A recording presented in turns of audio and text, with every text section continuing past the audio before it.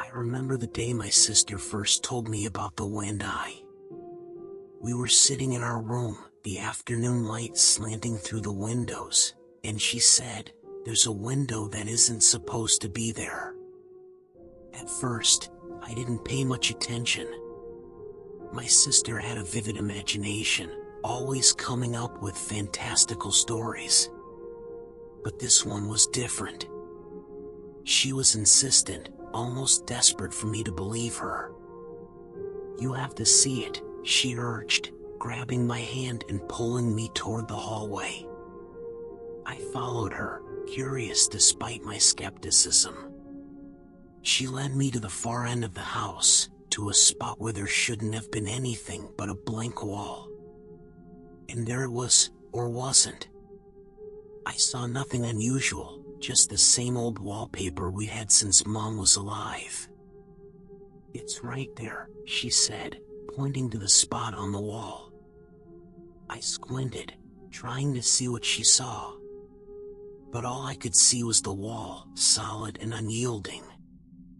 I told her so, and she gave me a look that was a mix of frustration and something like pity.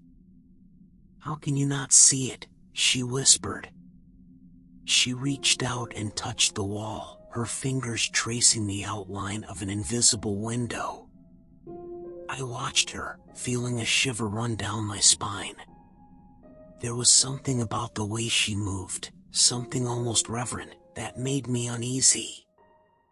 For days after that, she wouldn't let it go. Every chance she got, she would drag me back to that spot, demanding that I try harder, look closer.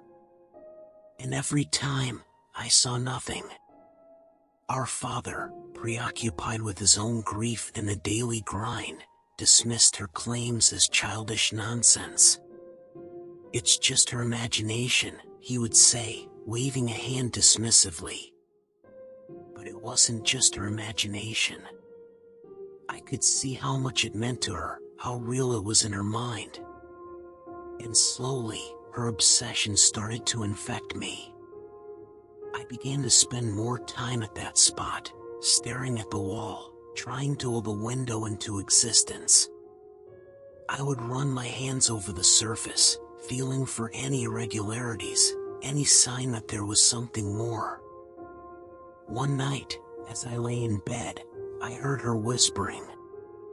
I couldn't make out the words, but there was a fervency to them that made my skin crawl. I crept out of bed and followed the sound to the hallway. There she was, standing in front of the wall, speaking softly to it.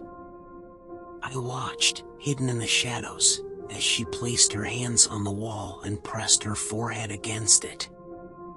And then, I saw it. For a fleeting moment, there was a shimmer, a faint outline of a window. It was so faint that I wondered if I had imagined it, but the look on my sister's face told me otherwise. She turned to me, her eyes wide and shining with triumph. "You saw it, didn't you?" she asked. I nodded, unable to speak. My mind was racing, trying to process what I had just witnessed. From that moment on, I was hooked. I spent every spare moment in front of that wall, desperate to see the window again, to understand what it meant. Weeks passed, and my obsession grew. I neglected my schoolwork, my friends, even my sister. All that mattered was the windeye. I began to question everything I knew about reality. If there was a hidden window in our house, what else was I missing? What other secrets were lurking just out of sight? One evening, as I stood in front of the wall, I finally saw it again. This time, it was more than just a faint outline. The window was there, clear as day, with a view into another world. I saw a landscape that was both familiar and alien, bathed in an eerie, otherworldly light. I reached out, my hand trembling, and touched the glass. It was cold, and I felt a jolt of electricity shoot through my body. Suddenly, I was pulled back by my sister. "Don't," she said, her voice trembling. "You don't know what's on the other side." She was right. I didn't know. But I couldn't stop myself. The allure of the unknown was too strong. I had to see more. I spent hours every day in front of the window, watching the strange world beyond. It consumed me, and I began to lose touch with my own reality. Our father grew more concerned, but he didn't understand. He couldn't see the windeye. He thought we were both losing our minds. Maybe we were. But I didn't care. The windeye had become my world.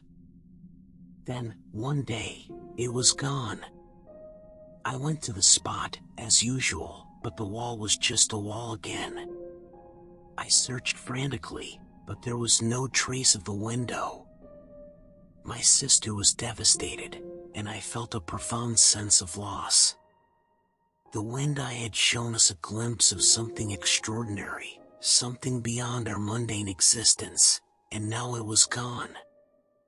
I still don't know what the windeye was or why it appeared to us. Maybe it was a portal to another dimension, or a trick of our minds. But it changed me. It made me question everything I thought I knew about the world. And sometimes, late at night, I still go to that spot and stare at the wall, hoping for one more glimpse of the windeye.